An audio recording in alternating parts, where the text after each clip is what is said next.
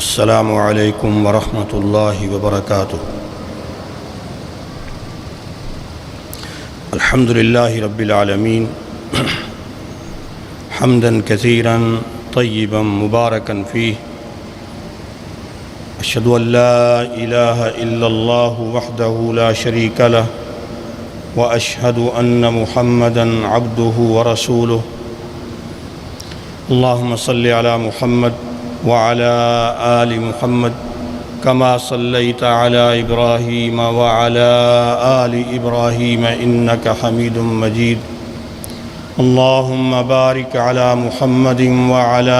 آل محمد كما باركت على إبراهيم وعلى آل إبراهيم إنك حميد مجيد۔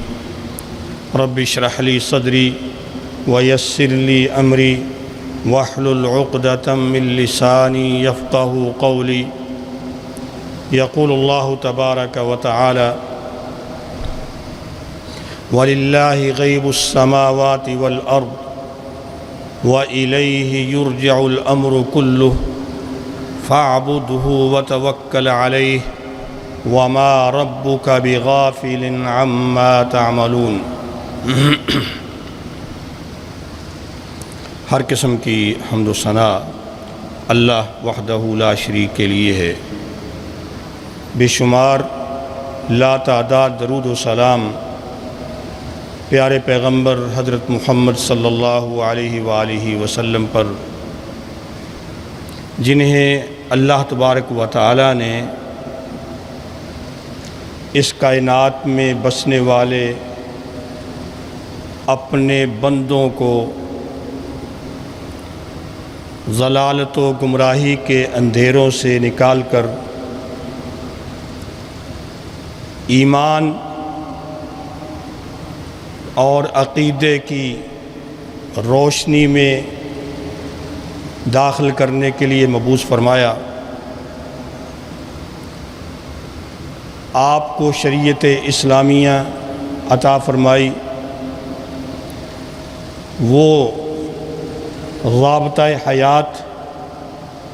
قرآن مجید کی شکل میں، اور پھر اس کی تشریح پیارے رسول علیہ الصلاۃ والسلام کی سنت مبارکہ، آپ کے ارشادات مبارکہ کی شکل میں اس امت مسلمہ کے لیے بڑا واضح اور روشن طریقہ، راستہ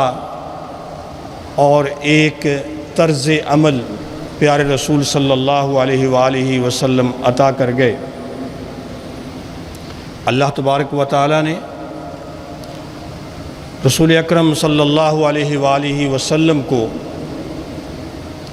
ایک ایسے وقت میں مبعوث فرمایا جب ہر طرف جاہلیت تھی، اور وہ جاہلیت ہر طرح کے جرائم، ہر طرح کے گناہ، ہر طرح کے غلط کام، غلط کردار اور ہر قسم کی برائی سے بری پڑی تھی۔ عقیدے کے اعتبار سے دیکھیں تو عقیدہ بھی انتہائی غلط، انسانیت کو، اس انسان کو، اللہ کے بندے کو اس جاہلیت نے اپنے اللہ، اپنے خالق و مالک سے بہت دور کر دیا تھا۔ اور اگر عبادات دیکھیں تو عبادت بھی اس وقت جاہلیت میں اللہ کا جو حق ہے یہ انسان غیر اللہ کو دیتا تھا، عبادت بھی غیر اللہ کی ہوتی تھی۔ اگر اخلاقیات دیکھیں تو پرلے درجے کی گراوٹ، کوئی قانون، کوئی سسٹم، کوئی نظام کچھ نہیں، جو جس کا دل چاہے کرے، اور جیسے کہتے ہیں کہ جس کی چلتی، جس کی لاٹھی اس کی بھینس، یہ ساری گمراہی، یہ ساری ضلالت، یہ جاہلیت عقیدے کی خرابیاں، عبادات میں یہ خرابیاں، گناہ، شراب نوشی، مار دھاڑ، ظلم و زیادتی، قتل و غارت، غرض کے کہ ہر طرح کا گناہ اللہ تبارک و تعالیٰ نے ایک ایسے وقت میں پیارے رسول صلی اللہ علیہ وآلہ وسلم کو مبعوث فرمایا، اور یہ طریقہ کار دے کر جس کو قرآن مجید میں اللہ تعالیٰ نے اس انداز سے بیان فرمایا، الف لام را کتاب انزلناہ الیک لتخرج الناس من الظلمات الی النور باذن ربہم الی صراط العزیز الحمید۔ ہم نے آپ کی طرف یہ کتاب نازل کی ہے، اور یہ کتاب اس لیے آپ کی طرف نازل کی ہے تاکہ آپ اس کتاب کو سنا کر، بیان کر کے، لوگوں کو بتا کر، لوگوں کو ظلمتوں سے، اندھیروں سے، گمراہیوں سے، جاہلیت سے نکال کر نور اور روشنی میں لے کر آئیں، لوگوں کو نور دیں، روشنی دیں، نور ہدایت، لوگوں کی دنیا کی کامیابی کے راستے بتلائیں، آخرت کے راستے بتلائیں، صراط العزیز الحمید، اس اللہ کا راستہ جو اللہ نے صراط مستقیم، اس عزیز و حمید کا راستہ۔ رسول اکرم علیہ السلام نے بہت ہی تھوڑے عرصے میں پھر وہ گمراہیاں، وہ بربادیاں اور وہ کچھ جس کا امکان ہی نہیں تھا کہ یہ ختم ہوگا، اور آپ نے بالکل صفایا کیا، لوگوں کو ہدایت کے راستے پر لے کے آئے۔ لوگوں کے اندر اس وقت بڑے کفر و شرک کے علاوہ، بڑے بڑے جرائم اور گناہوں کے علاوہ کچھ ایسے بھی گناہ اور جرائم تھے، لگتے چھوٹے، توہم پرستی، خیالات اور سوچ کی ادنا سطح کی کمزوری۔ انسان اپنے آپ کو اس دنیا کا، اس کائنات کا، اس زمین پر بڑا عقل مند، پڑھا لکھا، اور زمین پر اللہ نے بہت سی مخلوق رکھی، اس کو کنٹرول کرنے والا، دعویٰ کرنے والا، لیکن معمولی باتوں پہ ایسا ہو جاتا کہ ویسا تو شاید کوئی جانور بھی نہ کرے۔ ایسے توہم پرستی، وسوسہ، خیالات، جس میں پھر گمراہیاں، خرافات، اور اللہ کی بجائے ایک ادنا کسی پتے کو، کوئی ٹہنی، کوئی شاخ، کوئی ہلکا پھلکا تنکا بھی حرکت کر جائے تو انسان وہیں گر جائے۔ اتنا مضبوط انسان گرتے وقت بھی انتہائی جلدی میں اور کمزوری میں گرتا جس کی توقع نہیں۔ اور یہ جو خرافات کہیں یا عقیدے کی کمزوری کہیں یا انسان کی سوچ اور فکر کی کمی اور نقص کہیں، کہ انسان وہ صفات، وہ کام، وہ امتیازات اور خصوصیات جو اللہ نے صرف اپنے لیے رکھی ہیں، وہ کبھی کسی انسان کو دیتا ہے، کبھی کسی پرندے کو دیتا ہے، کبھی کسی پتے کو دیتا ہے، اور کبھی کسی تنکے، کبھی کسی کاغذ، اور کبھی کہاں اور کبھی کہاں، کبھی پتھر، حجر، شجر، اور کہیں قبر پہ گرتا ہوا نظر آیا۔ اور ان میں جو اللہ تبارک و تعالیٰ نے قرآن مجید میں بیان کیا، اور نبی علیہ السلام نے اس وقت دو ٹوک الفاظ میں بڑا واضح کیا، انسانوں کے اس وقت جاہلیت کے زمانے کے لوگوں کے سوچ اور فکر میں ایک جو بڑی کمزوری اور بڑی خرابی، وہ یہ کہ اپنا نصیب، اپنی قسمت جاننے کے لیے، یا میرا یہ کام کیسا ہوگا، جو آج بھی ہم بھی سوچتے ہیں۔ اس وقت یہ تھا کہ میری قسمت کیسی ہوگی، میرا یہ کام کیسا ہوگا، حالات کیسے ہوں گے، یہاں کیسے وہاں کیسے، یہ باتیں پوچھنے کے لیے، معلوم کرنے کے لیے لوگ، بڑے بڑے انسان، پڑھے لکھے، بڑے عقل مند، حتیٰ کہ قبیلوں کے، خاندانوں کے سردار اور سربراہ، وہ بھی جاتے ایسے لوگوں کے پاس جو خود بیچارے اس انتظار میں کہ کہیں سے ان کو کچھ ملے، شام کا کھانا گھر میں کھانا ہے، یہ گھر کی ضرورت پوری کرنی، تو وہ خود ایسی تلاش میں لوگ ان کے پاس یہ جاتے کہ بھئی بتائیں کہ میرا کام کیسے سیدھا ہوگا۔ اور اس کو حدیث کے الفاظ میں رسول اکرم علیہ السلام نے کاہن کہا۔ اس وقت بھی کاہن تھے اور پھر بھی چلے آ رہے۔ یہ کاہن نجومی یا عامل کے نام سے، ایسا کہ ان کا دعویٰ کہ آئیں ہم سے پوچھیں، ہم بتاتے ہیں کہ آپ کے ساتھ کل کیا ہونے والا ہے، جس کو کہیں کہ بھئی قسمت کی، غیب کی وہ پوشیدہ باتیں بتاتے۔ اب یہ بات آج کی تو ہم ابھی نہیں کر رہے، یہ بات ابھی کر رہے ہیں کہ جاہلیت میں رسول اکرم علیہ السلام کی بعثت سے پہلے یہ کیفیت تھی۔ اور صحابہ اکرام نے رسول اکرم علیہ السلام کے سامنے یہ سوال رکھا جب قرآن نے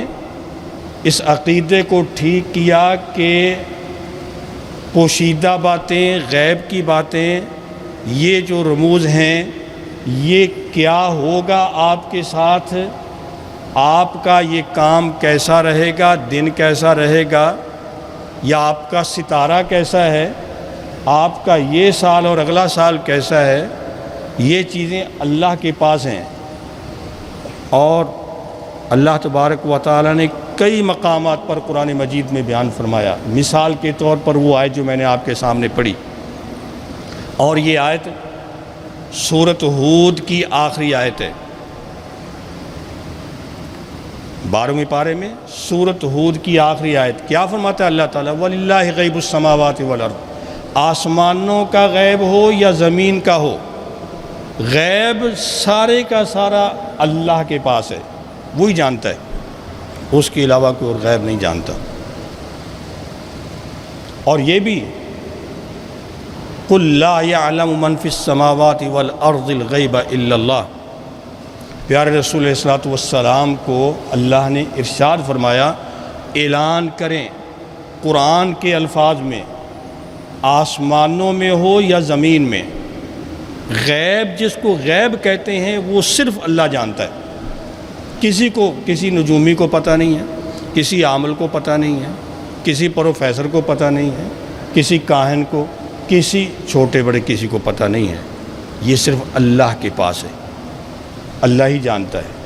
جب یہ اس طرح کی آیتیں نازل ہوئیں، صحابہ کرام نے نبی علیہ السلام سے پوچھا، سوال کیا۔ عائشہ رضی اللہ تعالی عنہا حدیث بیان کرتی ہیں، اور وہ حدیث بخاری مسلم کی۔ صحابہ نے عرض کی کہ اللہ کے رسول صلی اللہ علیہ وسلم، یہ تو عقیدہ اور یہ مسائل تو بیان ہو رہے ہیں، لیکن پھر یہ جو کاہن بیٹھے ہوئے ہیں، کرسیاں جمائے اور مجلسیں لگائے، یہ کچھ باتیں بتاتے، ان کے بارے میں کیا حکم ہے؟ آپ نے فرمایا فَلَا تَأْتُوا الْكُهَّانَ، ان کاہنوں کے پاس کبھی نہیں جاؤ۔ اور فرمایا دوسری روایت میں لیسو بشیء،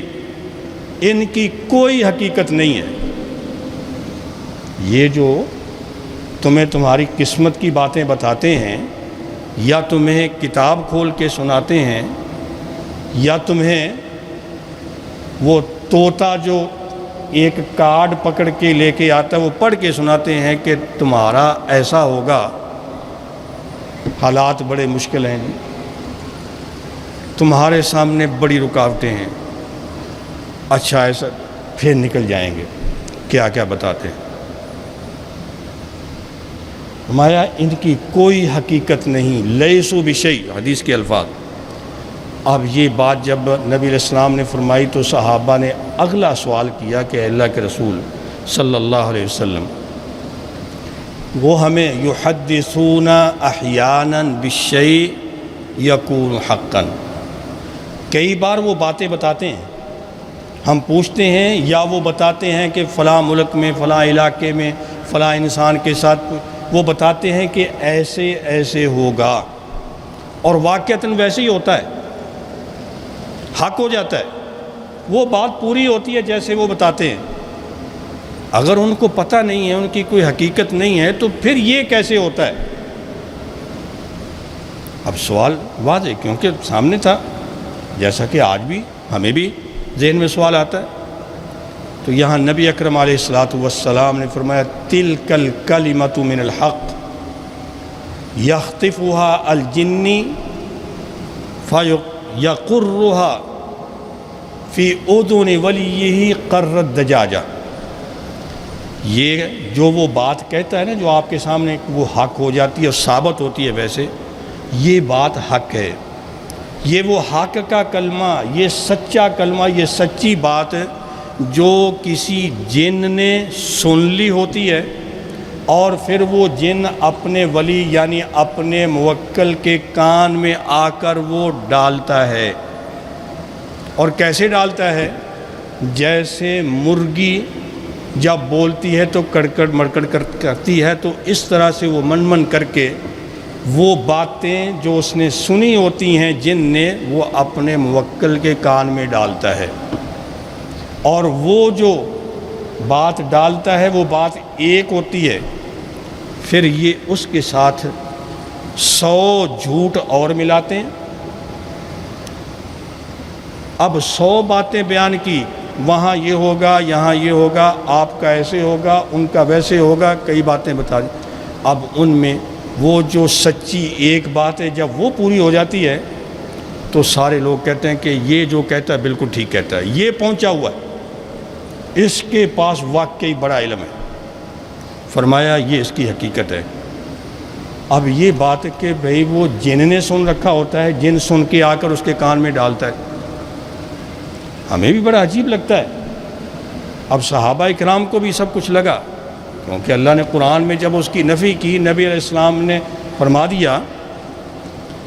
تو پھر اگلی وضاحت ایک اور حدیث کی، جو پھر زیادہ وضاحت کے ساتھ بیان ہو رہی ہے۔ عبداللہ بن عباس رضی اللہ تعالی عنہ بیان کرتے ہیں کہ انصاری صحابی نے تفصیل بتائی، کیا کہتے ہیں کہ ایک رات، اندھیری رات میں نبی اکرم علیہ الصلوۃ والسلام کے پاس ہم مجلس لگائے بیٹھے تھے، ہم آپ کے پاس تھے، آپ ہمارے درمیان تشریف فرما تھے، رات اندھیرا، وہاں تو لائٹیں نہیں ہوتی تھی نا، ایسی روشنی نہیں تھی، اندھیرا اندھیرا ہے، کہ اچانک ایک ستارہ آسمان سے ٹوٹ کر گرا، اور اس ستارے کے گرنے سے کچھ روشنی سی نکلی، رومی بنجم فاستنار، ہم بیٹھے ہوئے تھے، ایک ستارہ آسمان سے گرتا ہوا نظر آیا اور اس کی روشنی بھی نظر آئی۔ جب یہ دیکھا تو آپ نے سب کی توجہ اس طرف مبذول کرائی، ایک تو تھوڑی روشنی ہوئی تو سبھی متوجہ ہو گئے کیونکہ اندھیرا تھا، آپ نے متوجہ کیا کہ یہ دیکھا ہے؟ جی دیکھا ہے۔ کیا ہوا؟ یہ ستارہ آسمان سے گرا، جس کو ہم بھی کہتے ہیں، اب تو شہروں میں تو چیز نظری کم آتی ہے کیونکہ روشنی روشنی ہے، اور ہم دیکھتے ہی آسمان کو کم ہے، رات کو ستارے نظری کم آتے ہیں، لیکن کہیں باہر دیہات میں، صحرا میں، جہاں لائٹ نہیں اور رات کو آسمان کو دیکھے تو کبھی ایسا نظر آئے۔ فرمایا یہ پھر کیا ہے؟ تم اس کو کیا کہا کرتے تھے؟ کیا وجہ ہے اس کی؟ صحابہ نے کہا پہلی بات تو یہ کہ اللہ و رسول عالم، اللہ اور اللہ کے رسول ہی بہتر جانتے ہیں کہ یہ ہے اس کی حقیقت کیا ہے، لیکن ہم جاہلیت میں اسلام سے پہلے ہمارا تصور اس کے بارے میں یہ تھا کہ ولد اللیلۃ رجل عظیم او مات رجل عظیم، جب ستارہ ٹوٹا گرا ہے یا کوئی بڑی شخصیت پیدا ہوئی ہے یا کوئی بڑا انسان دنیا سے چلا گیا، کوئی بڑا حادثہ ہوا ہے، کوئی بڑا حادثہ یا کوئی دنیا میں بڑا آیا یا دنیا سے بڑا چلا گیا یا کوئی بڑا واقعہ، ہم سمجھتے تھے کہ یہ ستارہ ٹوٹتا یہ بتا رہا ہے کہ کچھ ہے۔ نبی اکرم علیہ الصلوۃ والسلام نے فرمایا انہا لا یرما بہا لموت احد ولا لحیاتہ، یہ ستارے جو ٹوٹتے ہوئے نظر آتے ہیں، یہ گرتے ہوئے نظر آتے ہیں، یہ نہ کسی کی پیدائش پر ٹوٹتے ہیں گرتے ہیں، نہ کسی کی موت پر گرتے ہیں، نہ کسی کے کوئی ایسے حادثے اور کسی ایسے بڑے واقعے پر، اس سے کوئی تعلق نہیں اس چیز کا۔ تو پھر کیا ہے؟ فرمایا اللہ تبارک و تعالی وَلَكِنَّ رَبَّنَا سُبْحَانَهُ وَتَعَالَى اِذَا قَضَى أَمْرًا، جب اللہ تعالیٰ عرش عظیم سے کسی بات کا فیصلہ، کسی کام کا حکم صادر فرماتے ہیں، کچھ فرماتے ہیں اللہ تعالیٰ، سبح حاملۃ العرش، وہ فرشتے جنہوں نے اللہ کے عرش عظیم کو اٹھایا ہوا ہے، وہ فرشتے اللہ کا حکم سن کر، اللہ کا ارشاد سن کر پورے زور سے اللہ کی تسبیح بیان کرتے ہیں، اور جب وہ پورے زور سے اللہ کی تسبیح بیان کرتے ہیں، ان کی آواز نیچے والے آسمان پہ جاتی ہے، تو وہ جو فرشتے، جتنے فرشتے سنتے ہیں، سب اللہ کی تسبیح بیان کرنا شروع کر دیتے ہیں۔ اب وہ سارے اللہ کی تسبیح بیان کر رہے ہیں، تو پھر اس سے نیچے والے آسمان کے اس سے نیچے جو فرشتے ان تک آواز پہنچی تو وہ تسبیحیں پڑھنا شروع کر دیتے ہیں، ان کی آواز نیچے والوں کو جاتی ہے،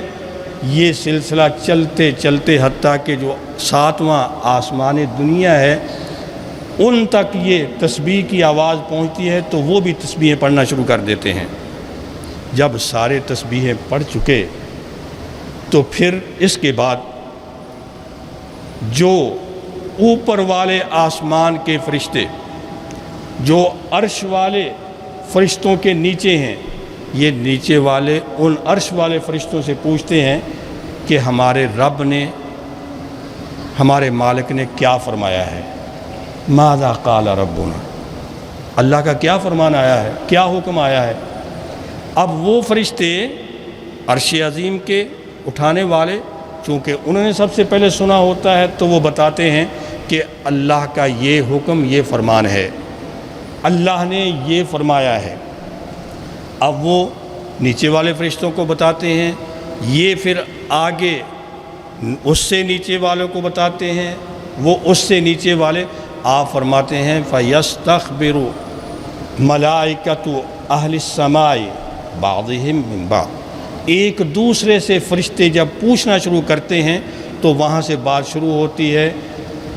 عرش اٹھانے والے فرشتے اپنے نیچے والوں کو، پھر وہ اس سے اگلے، پھر وہ اس سے اگلے، حتیٰ کہ یہ بات کرتے کرتے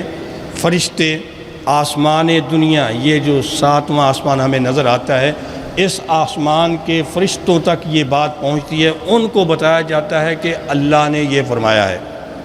اللہ نے یہ حکم جاری کیا ہے، اللہ نے یہ فرمایا کہ بھئی فلاں جگہ پہ جاؤ طوفان برپا کر دو، فلاں جگہ بارش کر دو، فلاں الٹ دو، فلاں سیدھا، اللہ جو حکم فرمائے اس کی مرضی، اچھا حکم یا کسی کی تباہی، جو بھی اللہ کی طرف سے آرڈر، یہ جب 7ویں آسمان دنیا کے فرشتوں پر آواز یہ پہنچتی ہے، ان کو بتایا جاتا ہے، تو چونکہ آواز اونچی ہوتی ہے، وہاں یہ جن، شیاطین الجن، جن شیطان جو کہ ان فضاؤں میں گھومتے پھرتے، تو وہ ایک دوسرے کے اوپر طے در طے، درجہ بدرجہ، طبقہ بطبقہ وہ آسمان کے قریب کان لگائے بیٹھے ہوتے ہیں۔ اور آپ نے ایک روایت میں بیان ہوا کہ ایک دوسرے کے اوپر، یہاں ایک گروپ ہے، ان کے اوپر گروپ ہے، ان کے اوپر، ان کے اوپر، حتیٰ کہ جن، کچھ جن آسمان دنیا، اس آسمان کے قریب پہنچے ہوئے ہیں۔ جو قریب پہنچے ہوئے ہیں وہ آسمان میں فرشتے جو باتیں کر رہے ہیں ایک دوسرے کو بتا رہے ہیں، یہ فرشتے سنتے ہیں، یا فرشتے سنتے ہیں تو وہ جن بھی سن لیتے ہیں۔ اور جب وہ جن جو آسمان کے قریب ہوتے ہیں وہ سن لیتے ہیں، پھر وہ ایک تو نیچے دوڑ لگاتے ہیں، اور دوسرا پورے زور سے، جو سنتا ہے پورے زور سے آواز لگا کر چیخ کر نیچے بتاتا ہے کہ یہ حکم ہوا ہے، اللہ کا یہ آرڈر آیا ہے، فلاں علاقے، فلاں بندے، فلاں قوم یا فلاں یہ ہونے والا ہے۔ وہ ایسا کیوں کرتے ہیں؟ فرمایا کہ ان کو پتہ ہے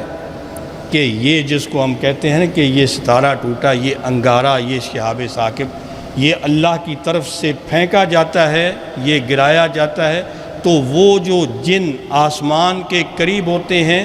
ان پر گرتا ہے، ان میں سے کئی ایک اس کی زد میں آ کر جل جاتے ہیں، ان کو جلا دیا جاتا ہے۔ اس لیے جو پہلے سنتا ہے وہ کوشش کرتا ہے کہ جتنی جلدی ہو سکے یہ بات نیچے والے کو پہنچے، نیچے والا اس سے نیچے، حتیٰ کہ جب یہ بات،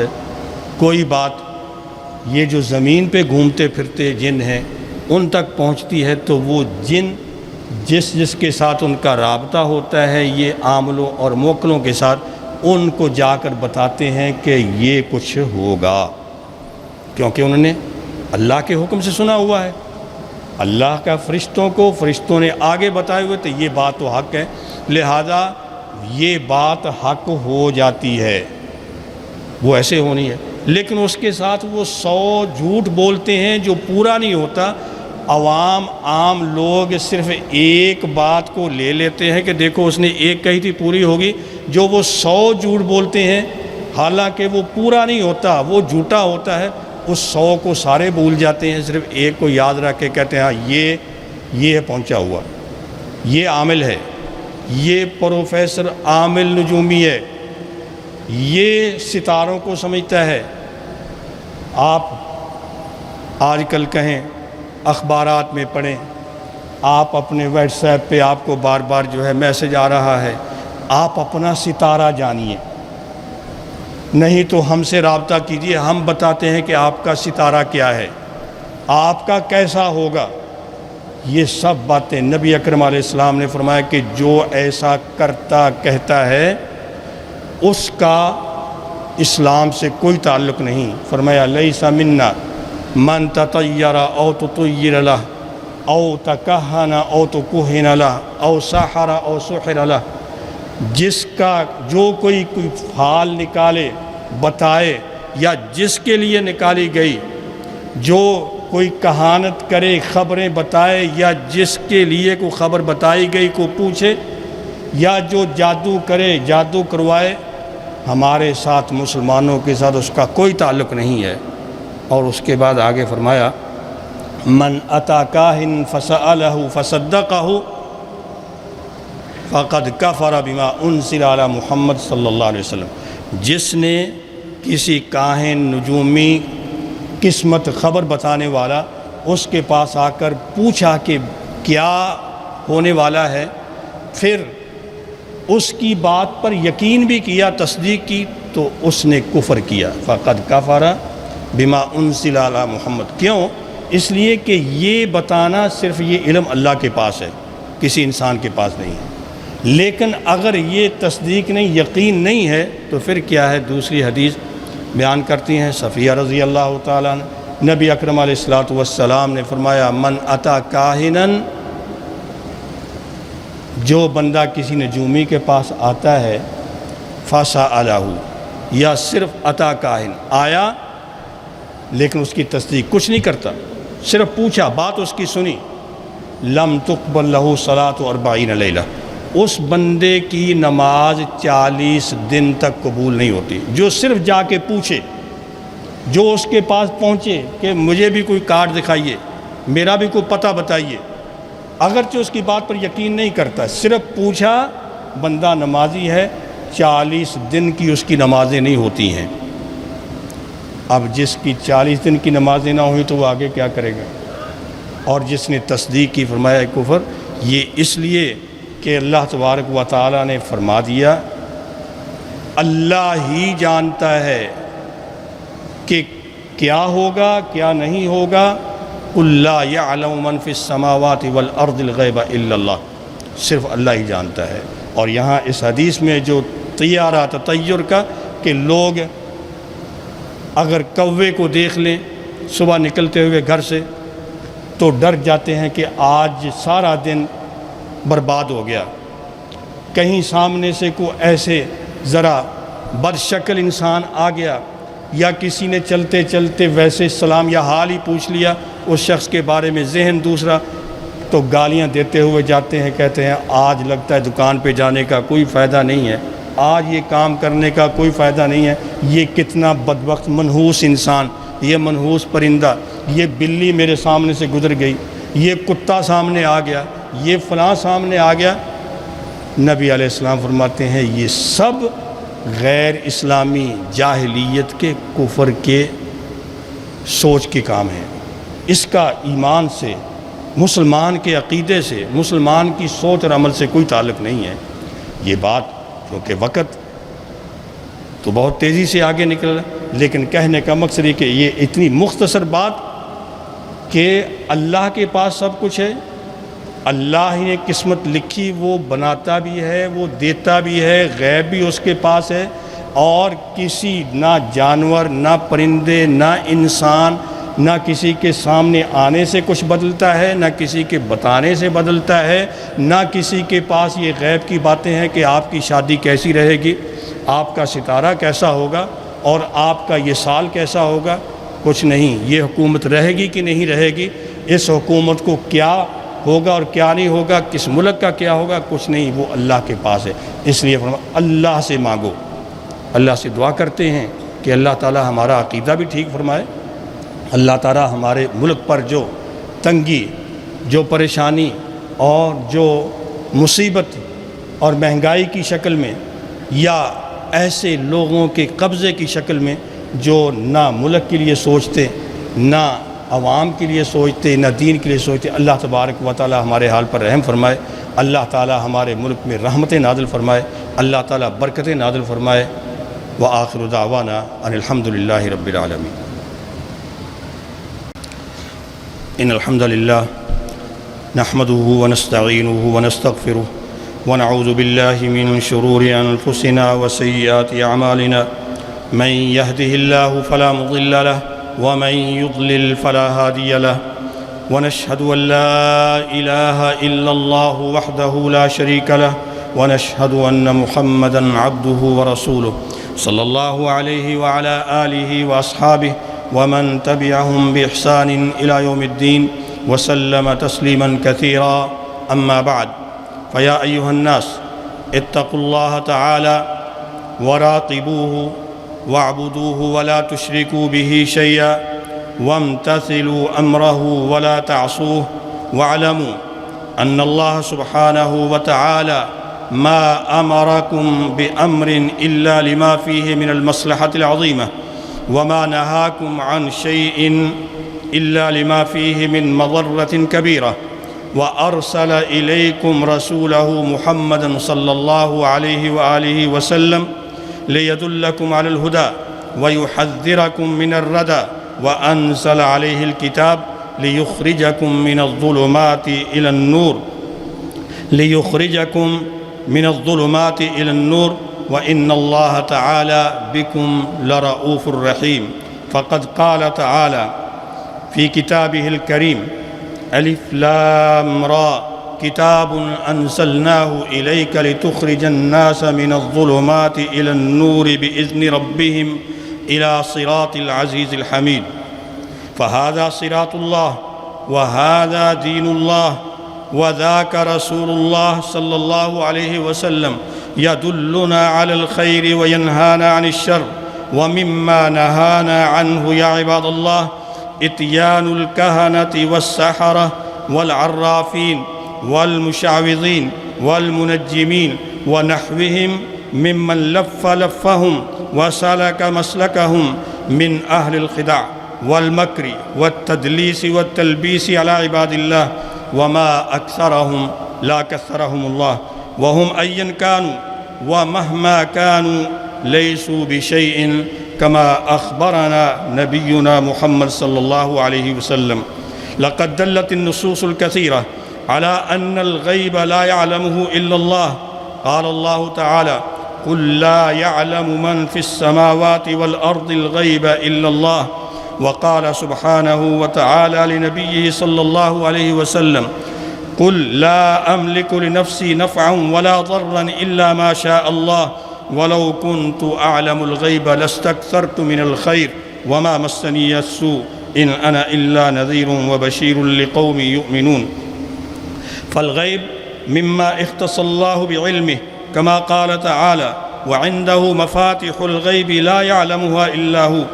فكيف يأتي هؤلاء الكهان ويدعون علم الغيب أو يخبرون بأمور مستقبلية أو حوادث كونية تكون في سنة كذا وكذا،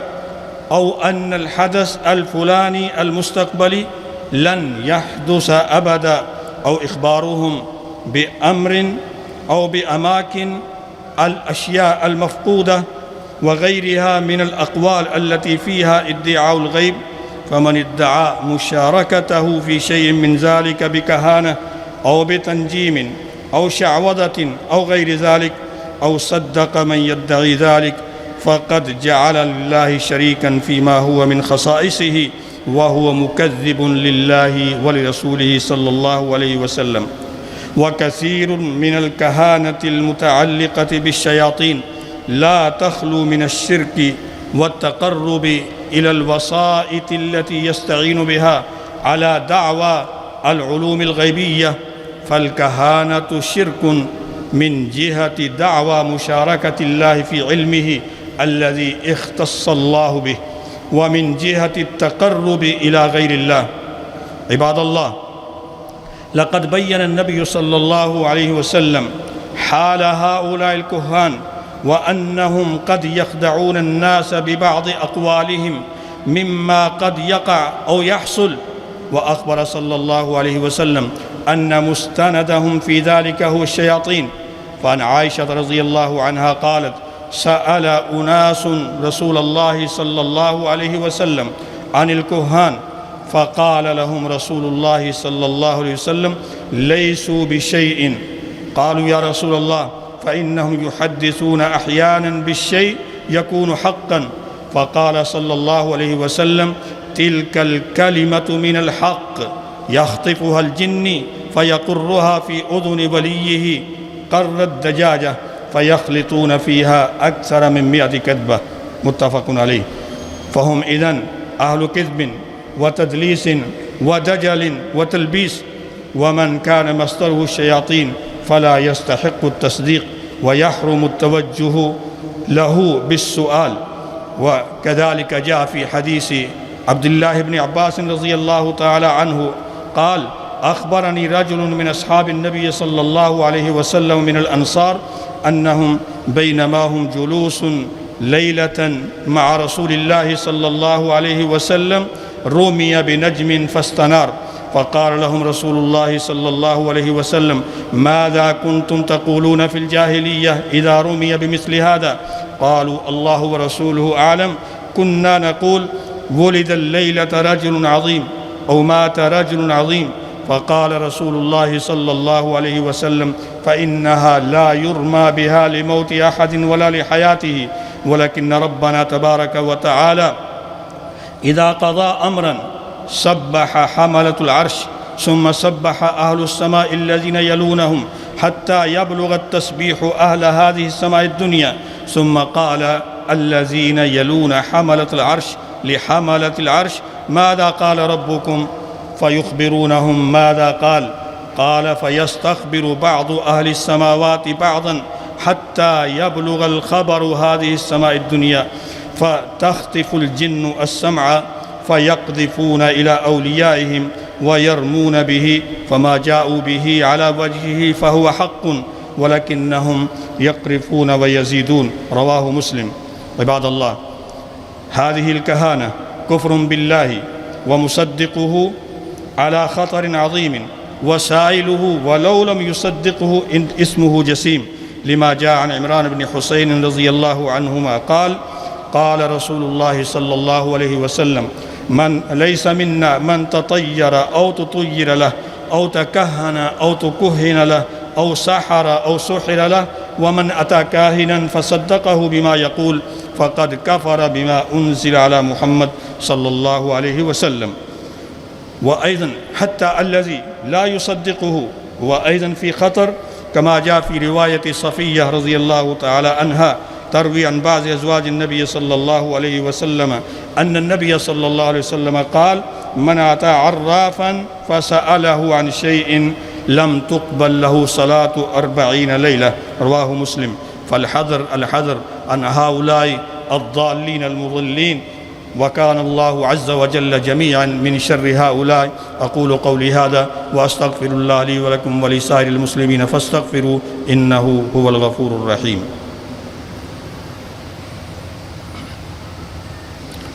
إن الحمد لله أحمده سبحانه وتعالى وأشكره، وأشهد أن لا إله إلا الله وحده لا شريك له، وأشهد أن محمدًا عبده ورسوله صلى الله عليه وعلى آله وأصحابه أجمعين ومن تبعهم بإحسان إلى يوم الدين وسلم تسليما كثيرا. أما بعد، فيا عباد الله اتقوا الله تعالى حق التقوى واستمسكوا من الإسلام بالعروة الوثقى، واعبدوا الله عز وجل وحده ولا تشركوا به شيئا، واحذروا عن كل ما يفسد عقيدة التوحيد أو يضعف الإيمان. فقد حذر النبي صلى الله عليه وسلم من الإتيان إلى الكهنة والعرافين ونحوهم من المنجمين والمشعوذين. فالكاهن هو الذي يتكهن في المستقبل ويدعي الغيب، والعراف الذي يدعي معرفة أخبار الماضي والمستقبل، والمنجم الذي يستدل بالنجوم على أمور الغيب. ومعلوم أن الدجل يشمل كل ذلك. وقال البغوي رحمه الله العراف الذي يدعي معرفة الأمور بمقدمات يستدل بها على المسروق ومكان الضالة ونحو ذلك. ومنهم من يكتب أبجاد كما قال ابن عباس رضي الله تعالى عنهم، وإتيانهم بصور كالذهاب إليهم أو بالجلوس إلى قارئة الكف أو الفنجان أو صاحبة الودع. ومن صور ذلك مطالعة أبراج الحظ أو مشاهدة بعض الفضائيات التي تبث كلامهم، فمجرد إتيانهم أو سؤالهم أو الجلوس إليهم يكون سببا لعدم قبول صلاة 40 يوما. أما تصديقهم بما يقولون وأن الاعتقاد بأنه حق فهو كفر العياذ بالله. نسأل الله عز وجل أن يقينا من شر هؤلاء وأن يوفقنا للحذر منهم. ألا صلوا وسلموا على نبيكم كما أمركم الله عز وجل بقوله إن الله وملائكته يصلون على النبي يا أيها الذين آمنوا صلوا عليه وسلموا تسليما. وقال النبي صلى الله عليه وسلم من صلى علي صلاة صلى الله عليه بها 10. اللهم صل وسلم وبارك على نبينا ورسولنا محمد وعلى آله وأصحابه وأتباعه ومن تبعهم بإحسان إلى يوم الدين. اللهم ارحمنا ولا تنظر إلى سوء أعمالنا. اللهم أرنا الحق حقا وارزقنا اتباعه. اللهم وفقنا لما تحبه وترضى. اللهم انصر الإسلام والمسلمين. اللهم انصر الإسلام والمسلمين. اللهم أعز الإسلام والمسلمين وأذل الشرك والمشركين ودمر أعداء الدين. اللهم ارفع عنا البلاء والوباء والربا والغلاء والزلازل والمحن وسوء الفتن ما ظهر منها وما بطن. اللهم آمنا في أوطاننا وأصلح أئمتنا وولاة أمورنا ولا تسلط علينا من لا يرحمنا برحمتك يا أرحم الراحمين. سبحان ربك رب العزة عما يصفون وسلام على المرسلين والحمد لله رب العالمين.